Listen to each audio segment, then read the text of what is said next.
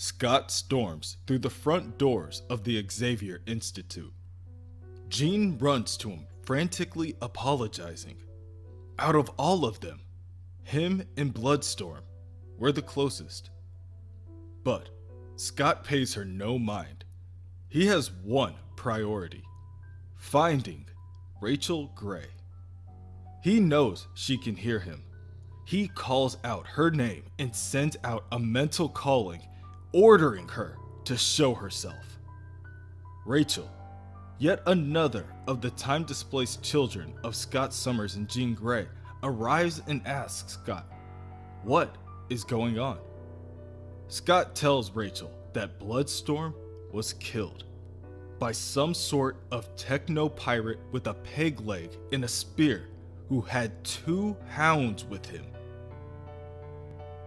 And the hounds had stripes on their faces, just like Rachel. Rachel explains to the young Jean Grey and Scott that the man's name is Ahab, and he's the one who turned her into a hound. He kept her prisoner, tortured her, forced her to hunt down other mutants. Rachel tells the two that Ahab's appearance certainly explains the return of her facial markings, but that doesn't matter. All Scott wants to know is how to find him. At that moment, Hank arrives and asks his teammates if they're talking about Bobby. He explains that Iceman hasn't checked in yet and isn't answering any calls. Hopefully, he's okay. Elsewhere, within the clothing store, Cable ducks for cover behind a pillar and tells Iceman that everything is going to be okay. Bobby continues to worm on the ground, incapacitated by the electrical current constricting his body. When Cable reaches to remove the tasing device, he is shot point blank by a blast from the shooter's gun. Cable flies backwards and craters the wall on contact. The person in the cloak tells Cable that he's too slow now. Too old and too slow. All of this is his fault. Everything happening now is because Cable neglected to do his duty. Cable tells the person in the cloak that they're wrong before grabbing a handful of clothes off the ground and tossing them into the air, blinding his opponent. Cable then rushes the gunman, tackling him to the ground, saying that they needed the kids to see. They needed to see what they became so they could go back with the knowledge and be better. So they could be better. It was a risk worth taking. Back within the Institute, the time-displaced X-Men, Cyclops, Marvel Girl, Beast, Angel, as well as Rachel Gray and Kitty Pryde, use Cerebro in their efforts to locate Iceman. Marvel Girl tries to focus, but no matter how hard she tries, she cannot find Bobby anywhere. For a moment there was a blip, then nothing. It's like he went offline. She just can't see him anymore. But it isn't just Iceman. There are 2 others, and they both seem to have some sort of psychic shield. It takes a bit more effort, but Marvel Girl soon realizes one of the 2 is Cable. Beast convinces Marvel Girl to attempt to see through Cable's eyes. Perhaps then, she will be able to see what is blocking her from locating Iceman. Another difficult task for the young hero.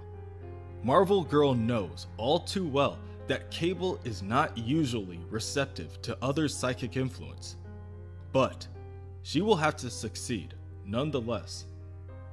Back within the store, Cable throws the gunman's rifle aside and attempts to attack his opponent. The gunman sneakily pulls a pistol out of his holster and shoots Cable point blank in his ribcage. Cable recoils backwards and falls to the floor.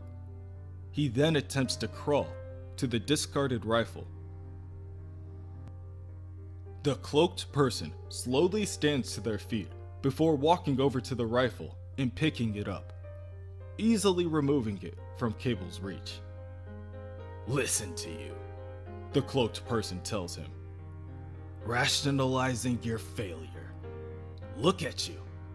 You got old, soft, weak. You've outlived your usefulness." The cloaked person then points their weapon at Cable and pulls the trigger, declaring, "Cable, you're relieved of your duty." Cable is riddled with blasts of energy. The pain of the holes being punched in his body is immeasurable. His mind goes into shock, causing a psychic feedback to rush back to Marvel Girl like a flood of water spilling out from a broken dam. Jean cries out in pain as she tries to rip Cerebro from her head. Flashes of pink psychic energy whip across the room, causing the other X-Men to duck and cover. Then, within an instant, it's over, and Marvel Girl falls to the ground. Scott kneels down to help her to her feet, and she tells him, "It's Cable. He's dead." In the store, the cloaked person throws down their rifle, telling Cable that the old fool really should have seen this coming. They then walk over to the body of Iceman. The hero lay there, unconscious. The taser device that was shot into his neck still crackling with its electrical current. The cloaked person then picks up Iceman and throws him over their shoulder.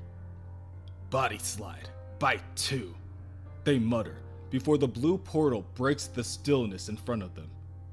The cloaked person then walks into the portal and disappears in thin air. Later, the X-Men find Cable's lifeless body in the middle of the wreckage that is the clothing store. The young Jean Grey has to avert her eyes. Her relationship with Cable is difficult to epitomize, but nevertheless, they were connected. Rachel, on the other hand, runs to hug Cable. Before she was Rachel Grey, she was Rachel Summers, his alternate dimensional sister. Cyclops kneels down to mourn his future would-be son and asks Rachel if this is the work of Ahab. Rachel cannot say that it is.